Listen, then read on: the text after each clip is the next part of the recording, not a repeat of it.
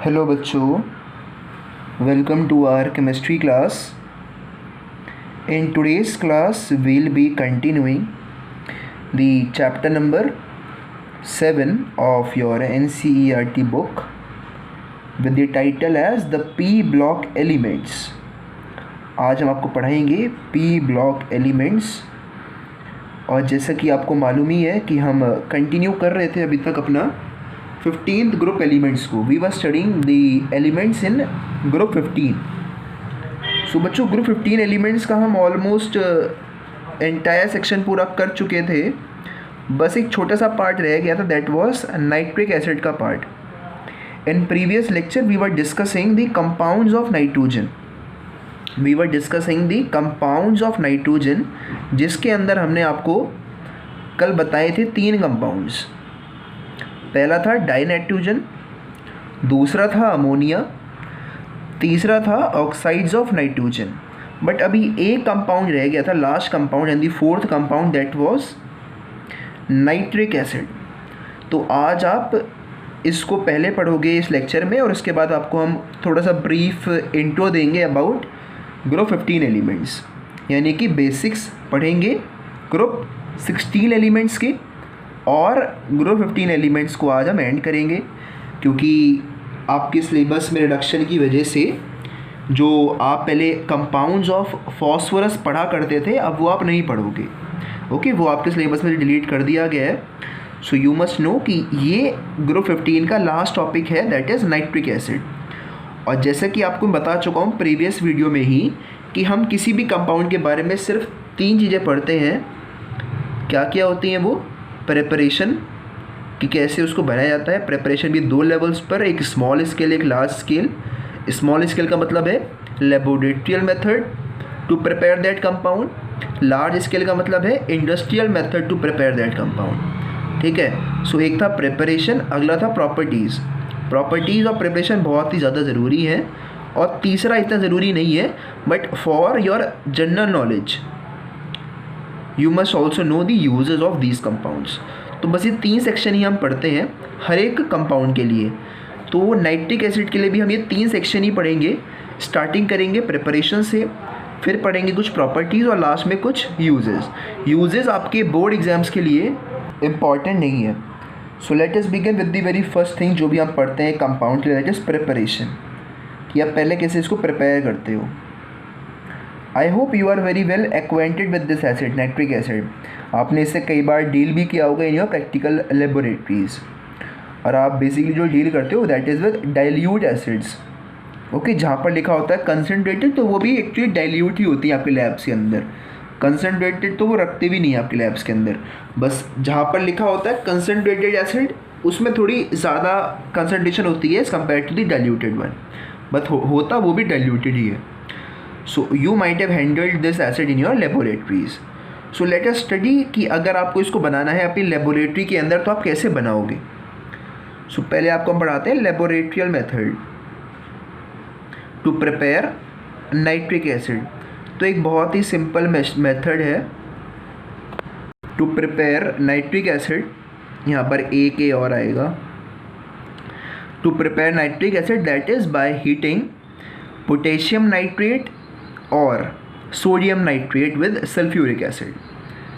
अगर आप उसको हीट करते हो तो आपको मिलेगा nitric acid. Let me tell you कि अगर आप मान लेते हैं सोडियम नाइट्रेट को हीट कर रहे हो विद सल्फ्यूरिक एसिड, तो आपको मिलता है बच्चों नाइट्रिक एसिड. साथ में कुछ बाय प्रोडक्ट भी मिलेगा. ध्यान से देखना, आप HNO3 को यूज़ कर चुके हो, तो बचा क्या है? सोडियम, एक हाइड्रोजन और sulphate. So what will be having is sodium bisulphate. This is your by product, this is your main product, जो कि आपको यहाँ पर चाहिए था लेबोरेटरी में. सो बच्चों, ये मेथड है. चाहे आप पोटेशियम को रिप्लेस कर दो, सोडियम को रिप्लेस कर दो पोटेशियम से, तो यहाँ पर बस पोटेशियम आ जाता है, and that's it. So I hope this laboratory preparation is clear to you. और ये बेसिक बातें आपको मालूम भी होनी चाहिए जब आप लेबोरेटरी के अंदर एंटर करते हो. So you must know some basic things इस तरह की. Okay, so this was the laboratorial preparation of nitric acid. अब पढ़ते हैं बच्चों इंडस्ट्रियली हम कैसे प्रिपेयर करते हैं नाइट्रिक एसिड को. Because it's an important acid. और इसका जो इंडस्ट्रियल प्रिपरेशन है एक ऐसा प्रोसेस है जो कि आप हेबर्स प्रोसेस के साथ पहले भी पढ़ चुके हो। इंडस्ट्रियल मेथड और industrial preparation, the method you had already studied along with Haber's process in your lower classes. Let me tell you the name of the process, तो शायद आपको थोड़ा बहुत क्लिक करें। So the name of the method is Ostwald's process. I hope it might have clicked your mind. आपने ये नाम तो ऑब्वियसली सुना ही होगा, Ostwald's process। ये इंडस्ट्रियल मेथड है टू प्रिपेयर नाइट्रिक एसिड। अब ये प्रिपेयर होता कैसे है? तो बच्चों इसमें बहुत ही सिंपल है, you just need to oxidise ammonia. आप यहाँ पर क्या करते हो इस प्रोसेस में, you do the oxidation of ammonia, यानी कि आपके पास अमोनिया होगी और आप उसमें क्या करोगे, ऑक्सीजन को ऐड कर दोगे, एज सिंपल एज दैट। तो आपको क्या मिलेगा, नाइट्रिक एसिड मिले। You will be getting nitric acid along with nitrous oxide. तो ये बच्चों सिंपल सा फॉर्मूला होता है, बट इस सिंपल से फॉर्मूले के पीछे भी कुछ कॉम्प्लिकेटेड रिएक्शंस हो रही होती है। वो रिएक्शंस क्या हो रही होती है, let me show you with the help of a table. ठीक है, कि जब अमोनिया और ऑक्सीजन कंबाइन होता है तो डायरेक्टली आपको नाइट्रिक एसिड नहीं मिलता, बल्कि बीच में और भी कुछ रिएक्शंस टेक प्लेस हो रही होती हैं। यानी कि जब आप अमोनिया को ऑक्सीडाइज कर रहे हो तो क्या हो रहा है, ये जो हाइड्रोजन है ये हट जा रहा है अमोनिया से, ऑक्सीडेशन में यही होता है, और आपको मिलता है नाइट्रस ऑक्साइड। तो let me right those brief reactions, क्योंकि ये बहुत ही इंपॉर्टेंट प्रोसेस है। तो इसमें क्या होता है बच्चों, जो आपका अमोनिया है आपके पास, it combines with oxygen and it gives you nitrous oxide. अब ये नाइट्रस ऑक्साइड और ज़्यादा ऑक्सीडाइज होता है and gives you nitrogen dioxide, it gives you nitrogen dioxide. अब ये नाइट्रोजन डाइऑक्साइड, यहाँ पर थोड़ा वाटर भी होता है प्रोड्यूस, तो ये नाइट्रोजन डाइऑक्साइड कंबाइन करता है इस वाटर से to give you what you require, that is nitric acid और साथ में नाइट्रस ऑक्साइड। और अब जो ये आपके पास आया है नाइट्रस ऑक्साइड, ये फिर से इस रिएक्शन में एंटर करेगा, फिर से NO2 बनेगा, NO2 फिर से वाटर में कंबाइन करेगा और फिर आपको ये देगा। तो ये होता है बच्चों chain reaction. Okay, so it's an highly efficient reaction. तो तभी हम इसको इंडस्ट्रियल मेथड में इंडस्ट्रियल लेवल पर यूज़ करते हैं ऑसवाल्ड्स प्रोसेस को। सो बच्चों ये बैलेंस्ड इक्वेशंस नहीं है, so you need to balance them yourself, वो आपके लिए होमवर्क है। बट ये मेन इक्वेशन है और ये 3 स्टेप मेथड है to prepare ammonia using the Ostwald's process. तो अगर आप लोग को याद रख पाते हो तो याद रखना इतना मुश्किल भी नहीं है, बिकॉज यू नो हो क्या रहा है, इसमें ऑक्सीडेशन हो रहा है। ओके, तो जितने भी हाइड्रोजन होंगे वो सारे हट जाएंगे, तो वही हो रहा है, जितने भी हाइड्रोजन थे वो सारे हट गए और ऑक्सीजन लग गया। फिर और ऑक्सीडेशन होगा तो ऑक्सीजन के लेवल बढ़ जाएगा, then it will combine with this water to give you nitric acid. तो ये समझने का बेस्ट तरीका है इसको। So I hope these 2 processes of the preparation of nitric acid is clear to you. ये laboratorial हो गया, ये industrial हो गया। So now let's move on to the second concept, that is properties. So properties पढ़ते हैं nitric acid की। तो बहुत ही simple properties हैं, आपको मालूम है कि ये acid है, so acidic ही सारी इसकी properties होंगी। So let us try to figure out the properties of nitric acid. So बच्चों प्रॉपर्टीज़ में पहली प्रॉपर्टी तो यही है कि it's an acid, and if it's an acid so it will combine with water to give you hydronium ions. तो ये बहुत ही सिंपल सी बात है, तो आप चाहो तो इसको लिख सकते हो वरना इग्नोर भी कर सकते हो। तो अब आते हैं अगली इंपॉर्टेंट बात पर, वहाँ पर हम ये पढ़ते हैं nitric acid is a good oxidising agent, it's a good oxidising agent and reacts with some metals, and on reacting with those metals it oxidizes them. Okay, ये प्रॉपर्टी होती है किसकी, नाइट्रिक एसिड की। सो आप लिख सकते हो that it reacts with metals to oxidise them with some metals, not with noble metals, with some metals to oxidise them. अब ये प्रॉपर्टी तो इतनी इंपॉर्टेंट नहीं है, बट जो इसकी केमिकल रिएक्शन है वो थोड़ी इंपॉर्टेंट है, आपके एग्ज़ाम के अंदर आती है। क्योंकि ध्यान से देखना, मैं 2 रिएक्शंस लिखूँगा, दोनों में रिएक्टेंट्स एग्जैक्टली सेम होंगे, बट प्रोडक्ट्स दोनों में आपको थोड़े अलग देखने को मिलेंगे। सो सी केयरफुली, अगर मैं कॉपर और नाइट्रिक एसिड को मिक्स कर रहा हूँ, यहाँ पर भी कॉपर और नाइट्रिक एसिड को मिक्स कर रहा हूँ, सो एक काम तो ये करेगी, क्या करेगी, ऑक्सीडाइज कर देगी कॉपर को, यानी कि ऑक्सीजन को ऐड कर देगी कॉपर में। तो आपको मिलेगा बच्चों कॉपर नाइट्रेट, कॉपर नाइट्रेट। यहाँ पर भी मिलेगा आपको कॉपर नाइट्रेट, बट साथ में आपको मिलेगा वाटर, यहाँ भी मिलेगा वाटर। तो फ़र्क होता है थर्ड वाले कंपाउंड में जो ये बनाता है। when copper reacts with dilute nitric acid, so it gives you nitrous oxide NO, whereas when concentrated nitric acid reacts with copper, it gives you nitrogen dioxide. I hope this is clear to you। और बस इतनी सी बात पर कि ये जो दो अलग अलग आपके पास प्रोडक्ट्स आए हैं, इन रिएक्शंस को एग्जामिनर एग्ज़ाम के अंदर यूज़ करता है। वो क्या करता है, आपको देता है कॉपर प्लस नाइट्रिक एसिड। अब उसके माइंड के ऊपर है कि आपको दे रहा है डाइल्यूट या फिर कंसनट्रेटेड, ठीक है। तो अगर डाइल्यूट है तो ध्यान में ये रखना है कि क्योंकि डाइल्यूट है तो इसका जो ऑक्सीडेशन नेचर होगा थोड़ा कम होगा, तो जो इतने ऑक्सीजन लगेंगे विद नाइट्रोजन वो कम होंगे, क्योंकि डाइल्यूट है तो कम होंगे। अगर ये कंसनट्रेटेड हुआ तो ज़्यादा ऑक्सीजन होंगे। ऐसे आप याद रख सकते हो इन केमिकल रिएक्शंस को। बाकी ये दो तो सेम है, बैलेंस ये नहीं है, बैलेंस आपको खुद करनी होंगी ये, ओके। इनको बैलेंस आप खुद कर सकते हैं।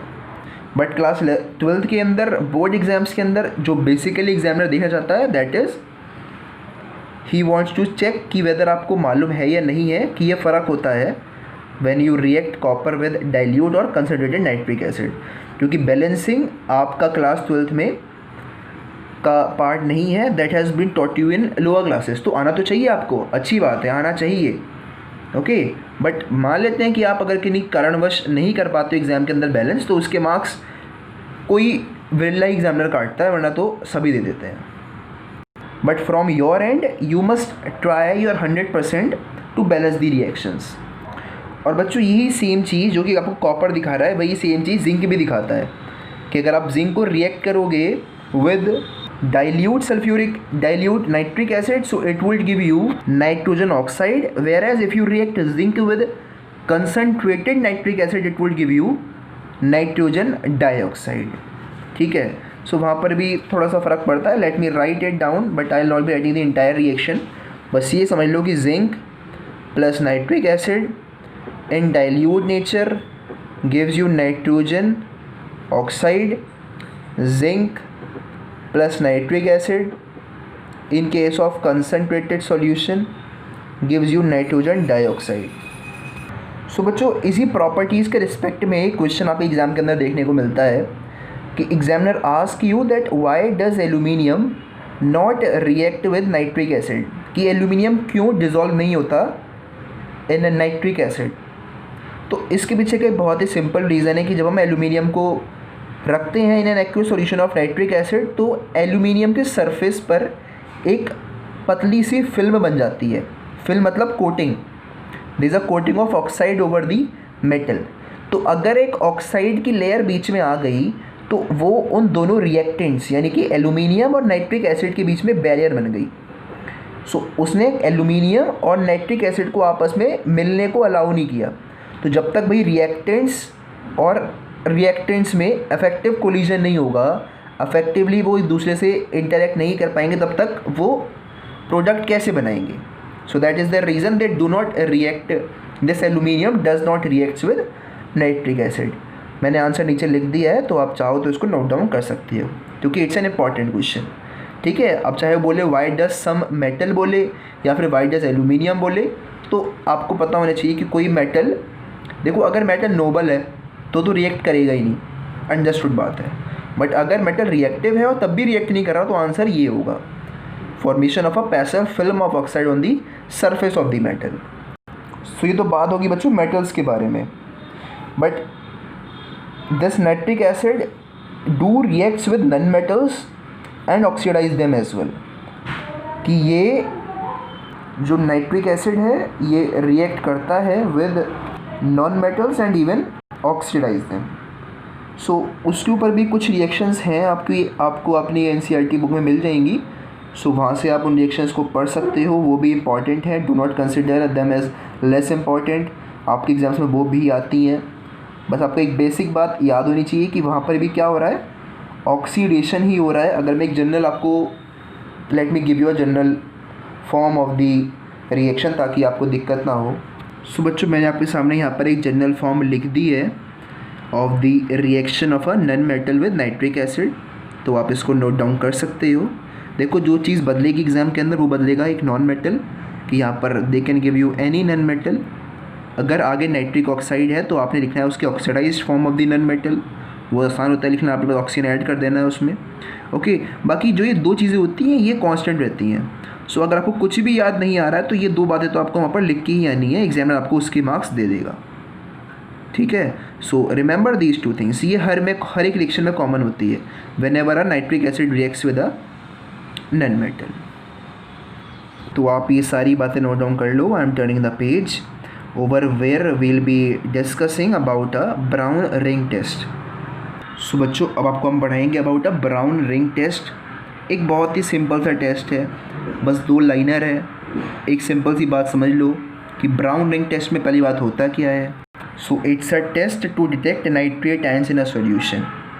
It's a test to detect nitrates ion, nitrate यानी कि NO3 आयन, या फिर आयन लिख दो बस, दैट्स इट। सो ये एक टेस्ट है bye which you can detect कि क्या किसी भी सॉल्यूशन में, क्या किसी भी सब्सटेंस के अंदर नाइट्रेट आयन है या नहीं है। अब ये टेस्ट होता कैसा है, अगले सवाल ये होता है। तो बच्चों टेस्ट बहुत ही सिंपल है। टेस्ट में क्या होता है कि फेरस आयंस यानी कि Fe2+ आयंस के अंदर ये एबिलिटी होती है कि if they combine with a nitrate ion that is NO3-, they give you a nitrogen oxide, they give you a nitric oxide. ये एबिलिटी होती है फेरस आयंस की, Fe2+ आयंस की। आई होप यू रिमेंबर कि ferric और ferrous दोनों अलग अलग चीज़ें होती हैं। फेरिक का मतलब होता है Fe3+ और फेरस का मतलब होता है Fe2+। तो बस ये इसके पीछे का प्रिंसिपल है। प्रिंसिपल क्या है कि Fe2+ ions have the ability to reduce nitrate ion into nitric oxide. Okay, अब क्या होता है, ये जो नाइट्रिक ऑक्साइड होता है ये कंबाइन करता है फेरस आयंस के साथ। इन्हीं फेरस आयंस के साथ ये जो नाइट्रिक एसिड है ये कंबाइन करता है and it gives you a brown coloured pigment and that's the test by which you can detect it. मतलब एक्चुअली होगा क्या कि जिस भी सॉल्यूशन के अंदर आपको चेक करना है कि उसके अंदर नाइट्रेट आयन है या नहीं है, तो आप उसके अंदर क्या करते हो, you add a dilute ferrous sulphate solution to that solution जिसमें आपने चेक करना है। फिर क्या होगा, जो आपने फेरस सल्फेट ऐड किया है उसका फेरस आयन रिएक्ट, अगर नाइट्रेट आयन हुआ उसमें सॉल्यूशन में जिसे आपने ऐड किया है, तो उस नाइट्रेट आयन से रिएक्ट करेगा आपका फेरस आयन और वो बना देगा नाइट्रिक ऑक्साइड NO। अब ये NO उसी सॉल्यूशन के अंदर, फेरस आयंस तो पहले से ही थे, तो उन फेरस आयन से ये रिएक्ट करेगा and will give you a brown coloured ring pigment. और अगर ये आता है तो आप समझ जाना कि हाँ जी उस सॉल्यूशन के अंदर नाइट्रेट आयन है and that's the brown ring test. So I hope कि आपको ये ब्राउन रिंग टेस्ट अच्छे से क्लियर हो गया है कि होता क्या है। अगर आपको इसके रिएक्शंस पढ़नी है, दे आर क्वाइट टिपिकल, तो आप पढ़ सकते हो। वैसे तो आपने बेसिकली ये 2 रिएक्शन माइंड में रखनी है। अगर आप और कुछ नहीं रख पाते हो तो कम से कम ये 2 रिएक्शंस तो माइंड में रखना ही रखना, ताकि आप ये तो एग्जाम के सामने प्रेजेंट कर ही पाओ कि हमें इतना तो मालूम है कि ferrous reacts with nitrate to give us nitric oxide, nitric oxide reacts with ferrous to give us a brown coloured complex and that's the proof कि हाँ भाई इसके अंदर नाइट्रेट आयन प्रेजेंट है। सो बच्चों यही कुछ प्रॉपर्टीज़ थी नाइट्रिक एसिड की। I hope these properties are clear to you. और हाँ, अगर आपको ब्राउन रिंग टेस्ट को लिखना है वर्ड्स में तो आप लिख लो, मैं डिक्टेट कर रहा हूँ ताकि आपको फ्यूचर में रिवाइज कर पाओ।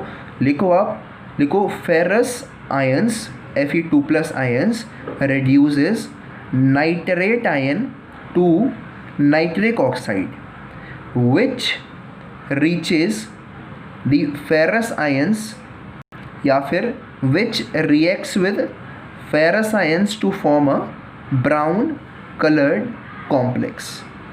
ये आप वर्ड्स में चाहो तो लिख सकते हो। तो हम आगे चलते हैं, थोड़ा यूजेस डिस्कस कर लेते हैं। यूजेस वैसे बहुत ही सिंपल हैं। पहला यूज़ है that it is use to make fertilisers. अगला यूज़ है it is used for pickling of stainless steel. और last but not the least use, it is used as an oxidisers in rocket fuels, steel. और अगला use है used as an oxidiser in rocket fuels. So ये 3 use बहुत हैं, आपके exam में तो आने नहीं वैसे ये, but for general knowledge basically यही 3 आपके कॉम्पिटिटिव एग्जाम्स में आते हैं। So you may remember these. So बच्चों इसी कंपाउंड के साथ we end our topic of the compounds of nitrogen. अब क्योंकि फॉस्फोरस के कंपाउंड्स आपके सिलेबस में से हटा दिए गए हैं, सो उसको हम अभी इस सिलेबस के साथ तो नहीं पढ़ेंगे, बट क्योंकि वो इम्पॉर्टेंट हैं आपके कॉम्पिटिटिव एग्जाम्स में आते हैं, सो आई ट्राई कि जब हम इस चैप्टर को एंड करें तो I will make a separate video on some important topics which have been deleted from your board examination syllabus, but yeah they have not been deleted from the competitive exams. तो वहाँ तो उन्हें आना ही आना है, तो आपको वो समझना ज़रूरी है। So for that at the end of this chapter, when I and this chapter, तो आपको एक सेपरेट वीडियो मिलेगी जो आपके बोर्ड एग्ज़ाम्स के लिए तो नहीं होगी, बट हाँ उसके अंदर कुछ इंपॉर्टेंट बातें होंगी that will be helpful in your competitive examinations. तो now in the same lecture I won't be continuing the compounds of phosphorus। we'll straightforwardly move on to our next concept that will be coming in board examinations, which is the study of group 16 elements। आपको आज हम थोड़ा सा basic idea देंगे group 16 elements के बारे में कि कौन कौन से एलिमेंट्स इसके अंदर हैं, उनमें से कि इनकी इलेक्ट्रॉनिक कन्फिगरेशन क्या है, ओके, इनके atomic radii, ionisation enthalpy, electron gain enthalpy और इलेक्ट्रोनेगेटिविटी। ये कुछ इंपॉर्टेंट बातें अभी हम इसी लेक्चर में डिस्कस करेंगे अबाउट ग्रुप 16 एलिमेंट्स। सो बच्चों ग्रुप 16 एलिमेंट्स के अंदर फिर से 5 एलिमेंट्स हैं। Let me name out those elements. The first element is oxygen, the second is sulphur, the third is selenium, the fourth is tellurium, and the last is polonium. So these are the 5 elements in group 16। ये आपके पास 5 elements हैं group 16 के अंदर। सो अगर हम बात करें कि इस ग्रुप के अंदर क्या क्या मेटल है, क्या नॉन मेटल है, क्या मेटलॉइड है। सो बच्चों पहले की ये जो 3 एलिमेंट्स हैं they are non metals. This tellurium is a metalloid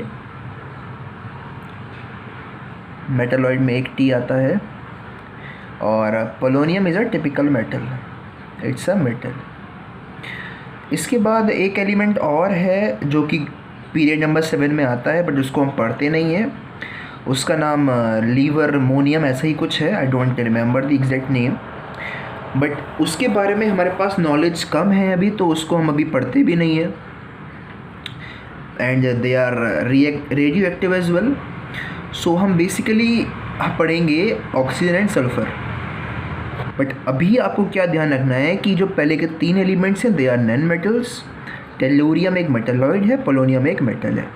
तो इस ग्रुप के अंदर भी तीनों कैटेगरीज आपको देखने को मिल गई। अगर हम बात करें तो इस ग्रुप 16 एलिमेंट्स को हम ऑक्सीजन फैमिली भी बोलते हैं। ऑक्सीजन फैमिली भी बोलते हैं, और साथ ही में इनको कैल्कोजेंस भी बोला जाता है, कैल्कोजेंस। अब इसके पीछे बोलने का कोई लॉजिक नहीं है, बस ये थोड़ा सा लॉजिक देते हैं कि ये एक ग्रीक वर्ड है and it is referred to दो substances that are associated with copper, brass and sulphur, तो इसलिए इनको कैल्कोजेंस भी बोल दिया जाता है।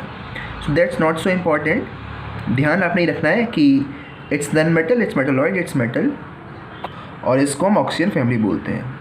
अब बच्चों आगे बात करते हैं कि अकरेंस के बारे में। सो ऑक्सीजन तो आपको अच्छे से मालूम ही है कि 21% of the atmosphere comprises of oxygen in gaseous form. So oxygen is 21% in atmosphere. We are talking about the natural occurrence of these elements. अगर हम बात करें सल्फर की, so it occurs as hydrogen sulfide H2S in volcanoes, and along with the volcanoes it is also found in the materials like eggs, onion, and hairs of human beings, तो वहाँ पर भी आपको नेचुरली सल्फ़र मिल जाता है। And if I talk about these two, that is selenium and tellurium, so they are found as sulphide ores, ये आपको मिलते हैं सल्फाइड के ओर्स में। Whereas I talk about polonium, so it's an radioactive metal and is formed by the decay of thorium and uranium minerals. By the decay of uranium. That's it. So ये सारा क्या है, इनका natural occurrence है। मेरे ये सब मैं क्लब करूँ तो it is the natural occurrence of these all elements. Natural occurrence कि कहाँ कहाँ पर कैसे कैसे ये अकर आपको मिलते हैं या फिर कैसे नेचुरली आपको ये मिनरल्स मिल सकते हैं, तो वो सारी कैटेगरीज आपको यहाँ पर हमने दे दी हैं। सो ये तो हो गई बच्चों कुछ बेसिक बात जो आपको कह सकते हैं कि याद रखनी पड़ेगी। Okay, now if I talk about some logical things, so वो आती है when we come to know its electronic configuration, क्योंकि एक बार हमें इसकी इलेक्ट्रॉनिक कन्फिगरेशन मालूम होगी तो हमें कई सारी प्रॉपर्टीज़ इसकी मालूम हो जाती हैं as soon as we come to know its electronic configuration.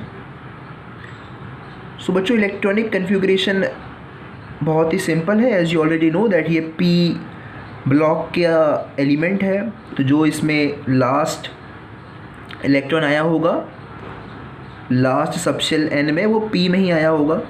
अगर पी में आया होगा तो ऑब्वियस सी बात है कि जो सेम शेल का एस ऑर्बिटल है जिसमें 2 इलेक्ट्रॉन आ सकते हैं उसको कम्प्लीटली भर के ही पी में आया होगा, ये भी वेल अंडरस्टूड बात है। अब क्योंकि मैंने आपसे कहा था कि भाई पी के अंदर कितने आएंगे जितने आउटर मोस्ट में होंगे, अब यहाँ पर आउटर मोस्ट में होते ही कितने हैं। The general formula was NS2NP126। 1 आता है 13 ग्रुप एलिमेंट्स के लिए, 2 आता है 14 वालों के लिए, 3 आता है 15 वालों के लिए। अब क्योंकि ये 14 ग्रुप में है तो इनके लिए क्या आएगा बच्चों, सॉरी ये ग्रुप 16 में है तो इनके लिए क्या आएगा, इनके लिए आएगा NS2NP4। I hope this is clear to you कि क्योंकि इसका जो ग्रुप है वो 16 है, दैट इज़ टेलिंग अस कि इसके आउटर मोस्ट ऑर्बिटल में 6 इलेक्ट्रॉन है।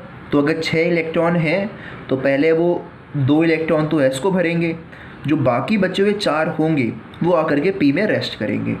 So this is the general electronic configuration for group 15 elements. N is the period in which that particular element is coming. अगर मैं बात करूँ ऑक्सीजन की तो ऑक्सीजन आता है आपका सेकेंड पीरियड में, तो N की जगह पर 2 आ जाएगा। If I talk about sulphur तो N के प्लेस पर 3 आ जाएगा, सेलेनियम में 4 आएगा, टेलूरियम में 5 आएगा, पोलोनियम में 6 आएगा। I hope the values of N is also clear to you. अब बाकी बातें तो बहुत ही सिंपल हैं, जैसे कि एटॉमिक रेडियाई, तो ये आप सबको मालूम ही है कि जैसे जैसे हम ग्रुप के नीचे जाते जाएंगे वैसे वैसे ही एटॉमिक रेडियस बढ़ता जाएगा। So it increases on moving down the group. So ये तो बहुत ही जनरल सी बात है that it increases on going down the group. I hope कि इसमें तो आपको कोई दिक्कत नहीं होगी, क्योंकि जैसे ही हम एक पीरियड से अगले पीरियड में एंटर करते हैं तो वहाँ पर एक नया ऑर्बिटल आ जाता है आपके पास। तो अगर एक नया ऑर्बिटल बाहर आ गया तो उसकी भाई ऑब्वियस सी बात है कि रेडियस बढ़ गया है। So atomic radii increases when we move down the group. So atomic radii से ही बाकी सारी प्रॉपर्टीज़ भी आती हैं। पहली प्रॉपर्टी जो हम डिस्कस करेंगे दैट इज़ आयनाइजेशन एंथैल्पी। सो पहले मैं चाहता हूँ आप रिकॉल कर लो बच्चों क्या होता है ये, क्योंकि ये तो मैंने आपको भी रिसेंटली ही बताया था about ionization enthalpy when I was talking about group 15 elements. So ionization enthalpy is the amount of energy an atom requires to remove the most loosely bound electron from its outermost shell. कि कितनी energy हमें देनी पड़ेगी, कितनी energy हमें चाहिए होगी to remove the most loosely bound electron present in the outermost shell. अभी ऑब्वियस सी बात है कि जैसे जैसे आपका साइज़ बढ़ता जाएगा वैसे ही वैसे जो आपका आउटर मोस्ट इलेक्ट्रॉन है वो जो न्यूक्लियस से दूर होता रहेगा, और क्योंकि न्यूक्लियस ही तो है जिसने इलेक्ट्रॉन्स को बांध कर रख रखा है, तो अगर इलेक्ट्रॉन न्यूक्लियस से दूर जाता जाएगा सो उसकी टेंडेंसी उस एटम से लूज़ होने की बढ़ती जाएगी, यानी कि वो आसानी से लूज़ हो जाएगा। तो this enthalpy decreases as I go down the group. क्योंकि जैसे जैसे मैं ग्रुप के नीचे ट्रेवल करता जाऊँगा वैसे ही वैसे साइज़ बढ़ता जाएगा आपके एलिमेंट्स का।